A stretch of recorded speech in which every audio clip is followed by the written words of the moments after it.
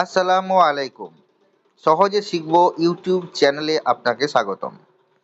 গত পর্বে অর্থাৎ পর্ব নম্বর 2 এ আমরা 6 নম্বর মাখরাজ থেকে 12 নম্বর মাখরাজ পর্যন্ত পড়েছি এবং শুদ্ধভাবে মাখরাজগুলি উচ্চারণ করেছি। আজ আমরা 13 নম্বর মাখরাজ থেকে 18 নম্বর মাখরাজ পর্যন্ত পড়ব।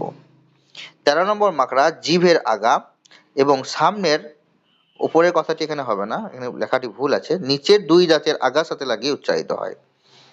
13 নম্বর মাখরাজ 12 নম্বর মাখরাজ যেমন উচ্চারিত হয় জিভের আগা, ঠিক সেরকম 13 নম্বর মাখরাজ জিভের আগা থেকে। তবে 12 নম্বর মাখরাজ সামনের ওপরের দুই দাঁতের আগার সাথে লাগিয়ে, কিন্তু 13 নম্বর মাখরাজ সামনের নিচের দুই দাঁতের আগার সাথে লাগিয়ে উচ্চারিত হয়। জা, সিন, সদ।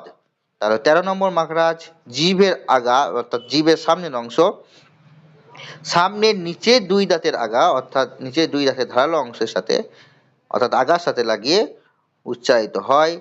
জা, সিন, সদ। জা, সিন, সদ। 14 নম্বর মাখরাজ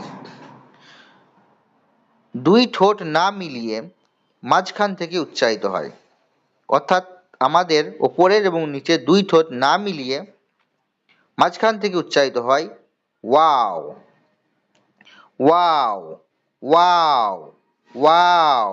14 নম্বর মাখরাজ দুই ঠোঁট না মিলিয়ে মাঝখান থেকে উচ্চারিত হয় ওয়াও।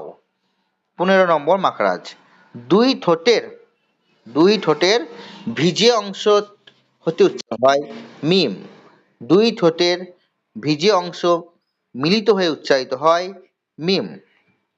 আমাদের ঠোঁটের বাইরের অংশ শুকনো এবং তার ভেতরের অংশ ভিজে, সেই ভিজে দুই অংশ মিলিত হয়ে উচ্চারিত হয় মিম, মিম। 15 নম্বর মাখরাজ দুই ঠোঁটের ভিজে অংশ হতে উচ্চারিত হয় মিম।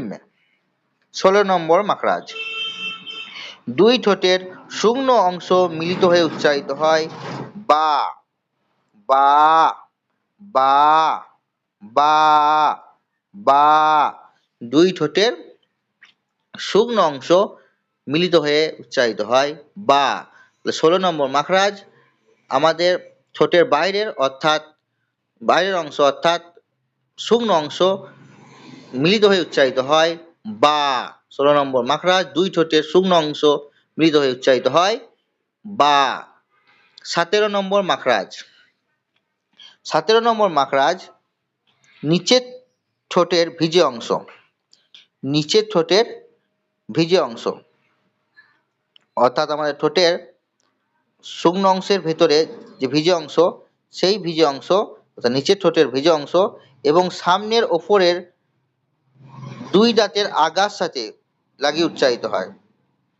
যেখান থেকে আমাদের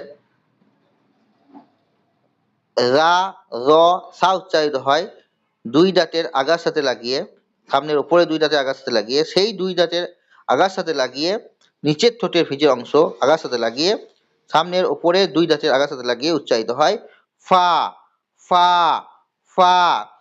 আমাদের নিচের ঠোঁটের ভিজে অংশটি সামনের ওপরে দুই দাঁতের আগার সাথে ধারালো অংশের সাথে লাগিয়ে উচ্চারিত হয় ফা। 17 নম্বর মাখরাজ নিচের ঠোঁটের ভিজে অংশ এবং সামনের ওপরে দুই দাঁতের আগার সাথে লাগিয়ে উচ্চারিত হয় ফা, ফা। 18 নম্বর মাখরাজ মুখের খালি অংশ থেকে উচ্চারিত হয়, মুখের খালি অংশ হতে উচ্চারিত হয় আলিফ।